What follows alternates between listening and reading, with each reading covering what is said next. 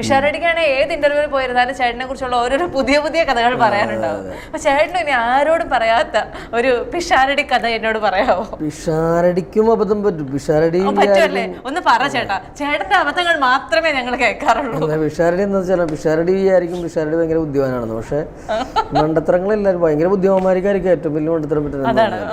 ഞങ്ങൾ പണ്ടൊരു comedy programme ചെയ്തോണ്ടിരിക്കുമ്പോ ഇവനൊന്ന് ആദ്യമായിട്ടൊരു കാർ എടുത്തു, ഒരു ഓൾട്ടോ കാർ എടുത്തു. അവൻ വന്നു ഭയങ്കര സന്തോഷത്തോടു കൂടി ഞങ്ങളുടെ അടുത്ത് വന്നിട്ട്, ഞങ്ങളുടെ ഇവിടെ രമേഷ് കുർമശ്ശേരി എന്ന് പറഞ്ഞൊരു ആർട്ടിസ്റ്റൊക്കെ ഉണ്ട്. പുള്ളി ഒരിത്തിരി അത്യാവശ്യം ജോലിസൊക്കെ അറിയാവുന്നൊരു കക്ഷിയാണ്. വന്ന് ചേട്ടാ ഒരു കാർ എടുത്തു എന്നൊക്കെ പറഞ്ഞു. അപ്പോൾ പുള്ളി ചോദിച്ചു ഇത്ര നമ്പർ എന്ന് ചോദിച്ചു. 44 നമ്പർ എന്ന് പറഞ്ഞു. പുള്ളി പറഞ്ഞു 4 4 8 8 എന്ന് പറഞ്ഞ് തട്ടും മുട്ടുമാണല്ലോടാ എന്ന് പറഞ്ഞു. അന്ന് ഷൂട്ടിങ് കഴിഞ്ഞിട്ട് പിഷാരടി ഇവിടുന്ന് കാർ ഓടിച്ചിട്ട് ഇങ്ങനെ പോയിക്കൊണ്ടിരിക്കുക.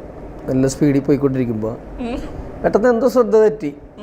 ഈ റോഡ് സ്പീഡ് കുറക്കാൻ വേണ്ടി സ്പീഡ് ഗവർണർ എന്ന് പറഞ്ഞ സാധനം ഇങ്ങനെ വെക്കൂലേ, അവിടെ എത്തിയപ്പോഴാണ് പുള്ളി പെട്ടെന്ന് ചക്കായി പോയപ്പോൾ പുള്ളി ബ്രേക്ക് ചെയ്തു. പുറകെ 2 പിള്ളേർ ബൈക്കിൽ വരുന്നുണ്ടായിരുന്നു. ബൈക്കിന് വന്ന പിള്ളേർ ഇവന്റെ വണ്ടിക്കിട്ട് ഇടിച്ചിട്ട് ഈ ബൈക്കിൽ ഈ പിള്ളേര് മദ്യം മേടിക്കാൻ വേണ്ടി പോയതാ. കുപ്പിയായിരുന്നു. കുപ്പി പോയിട്ട് ഇതെങ്ങനെയാണ് സംഭവിച്ചത്? സിനിമയെ പോലും ഞാൻ കണ്ടിട്ടില്ല. അങ്ങനെ ഈ കുപ്പി പോയിട്ട് ചില്ല് പൊട്ടിച്ചിട്ട്, ആ കുപ്പി പൊട്ടിയില്ല, അവന്റെ ചില്ല് പൊട്ടിപ്പോയി.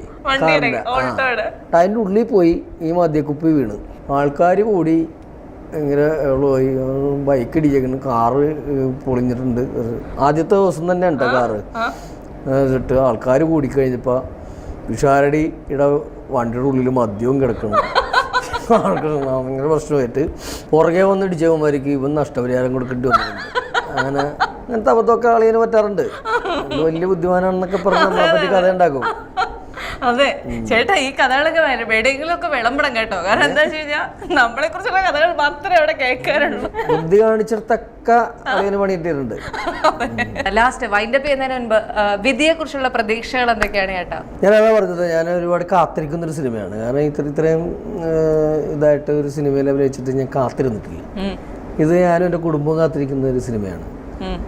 പ്രേക്ഷകർക്ക് നല്ലൊരു അനുഭവമായിരിക്കും. കാരണം ഈ സിനിമ പറഞ്ഞു വെക്കുന്ന ഒരു ഗൗരവതരമായിട്ടുള്ളൊരു വിഷയമുണ്ട്. അതിൽ തന്നെ ആ ഫ്ലാറ്റുകളിൽ താമസിക്കുന്ന ഒരുപാട് കുടുംബങ്ങളുടെയും ബന്ധങ്ങളുടെയും സ്നേഹത്തിൻ്റെയും ഒക്കെ കഥ പറയുന്നുണ്ട്. ഈ കഥ ആവശ്യപ്പെടുന്ന കഥാപാത്രങ്ങൾ, അഭിനേതാക്കൾ ഈ സിനിമയിലുണ്ട്.